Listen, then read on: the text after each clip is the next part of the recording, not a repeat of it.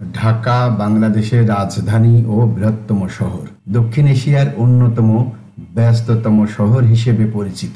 ঢাকা তার ঐতিহাসিক স্থাপনা, রঙিন সংস্কৃতি এবং সুস্বাদু খাবারের জন্য বিখ্যাত। প্রিয় ভিউয়ার, বরাবরের মতো আজকেও একটি অসাধারণ ভিডিও হতে চলছে।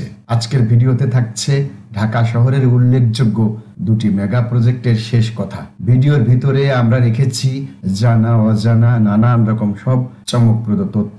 আশা করছি শেষ পর্যন্ত আমাদের সাথে থাকবেন। ঢাকা মেট্রো রেল বাংলাদেশের প্রথম দ্রুতগতি গণপরিবহন ব্যবস্থা। ঢাকা মেট্রো রেল হলো বাংলাদেশের রাজধানী ঢাকার একটি দ্রুতগতির গণপরিবহন ব্যবস্থা। এই মেট্রো রেল ব্যবস্থাটি শহরের যানজট কমাতে এবং যাত্রীদের দ্রুত ও আরামদায়ক যাত্রা নিশ্চিত করার লক্ষ্যে নির্মিত হয়েছে। মেট্রো রেল ট্রেনগুলো আধুনিক সুবিধায় সজ্জিত, যেমন এয়ার কন্ডিশন, সিট এবং তথ্য প্রদর্শন ব্যবস্থা। প্রিয় ভিউয়ার, এই মুহূর্তে যে যেখান থেকে আমাদের সাথে সংযুক্ত হয়েছেন সবাইকে সাদর সম্ভাষণ, প্রীতি এবং শুভেচ্ছা।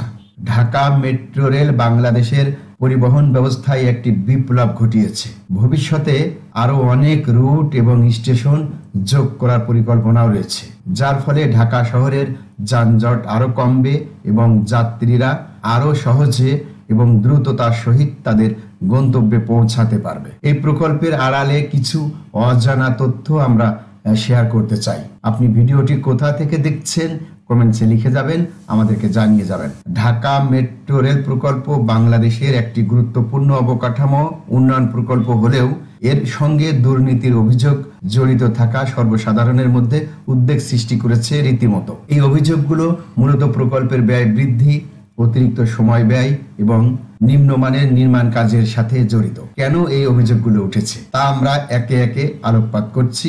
ভিডিওটি ভালো লাগলে একটি লাইক দিয়ে চ্যানেলটি সাবস্ক্রাইব করে রাখবেন। মোটা দাগে কিছু কথা বলি। ব্যয় বৃদ্ধি। প্রকল্পের মূল ব্যয়ের তুলনায় ব্যাপকভাবে ব্যয় বৃদ্ধি পেয়েছে, যা দুর্নীতির ইঙ্গিত দিতে পারে। সময় অতিবাহিত। প্রকল্পের নির্ধারিত সময়ের চেয়ে অনেক বেশি সময় লেগেছে, যা দক্ষতার অভাব এবং দুর্নীতির কারণে হতে পারে। নিম্নমানের নির্মাণ। কিছু ক্ষেত্রে নির্মাণ কাজের মান নিয়ে প্রশ্ন উঠেছে, যা দুর্নীতি এবং অবহেলার ইঙ্গিত দেয়। প্রকল্প পরিচালনায় অনিয়ম। প্রকল্প পরিচালনায় বিভিন্ন ধরনের অনিয়মের অভিযোগ উঠেছে, যা দুর্নীতির সঙ্গে যুক্ত হতে পারে। এমনই আরো অনেক তথ্য বলা যাবে। আমরা আর ওদিকে যাচ্ছি না, আমরা আরেকটা পর্বে যাচ্ছি।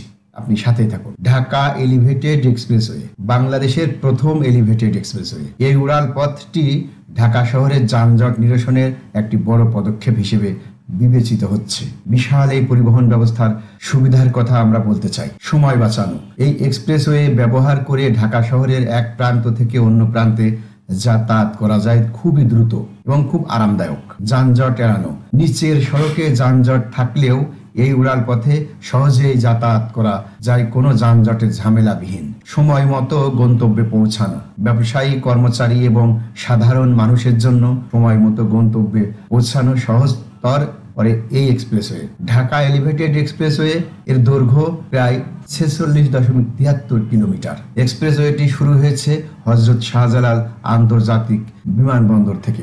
এই এক্সপ্রেসওয়ের কাজ সম্পূর্ণ শেষ হলে এই এক্সপ্রেসওয়ে একদম শেষ মাথা পর্যন্ত, সেটি হচ্ছে ঢাকা চট্টগ্রাম মহাসড়কের কুতুবখালী এলাকা। এই পর্যন্ত মোটামুটি টার্গেট এই elevated expressway. Dhaka elevated expressway দুর্নীতি এক নজরে আমরা একটু বলি, আপনি সাথে থাকুন।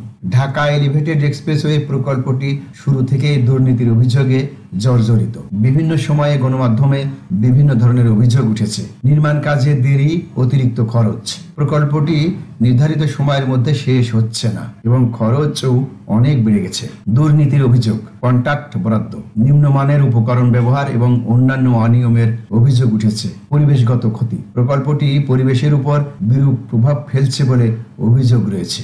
জনদুর্ভোগ। প্রকল্পের কারণে অনেক মানুষের জীবনযাত্রা বিঘ্নিত হয়েছে। এখনো পর্যন্ত ঢাকা এলিভেটেড এক্সপ্রেসওয়ের সুনির্দিষ্ট দুর্নীতির সরাসরি প্রমাণ পাওয়া যায়নি, তবে বিভিন্ন গণমাধ্যমে প্রকাশিত খবর এবং সুশাসনের অধিবক্তাদের অভিযোগ থেকে ধারণা করা যায় যে প্রকল্পটিতে ব্যাপক দুর্নীতি হয়েছে। এই অভিযোগগুলোর প্রভাব কি হতে পারে? জনগণের বিশ্বাস হারানো। এই অভিযোগগুলো জনগণের মধ্যে সরকার এবং প্রকল্পের প্রতি বিশ্বাস হারানোর কারণ হতে পারে। অর্থনৈতিক ক্ষতি।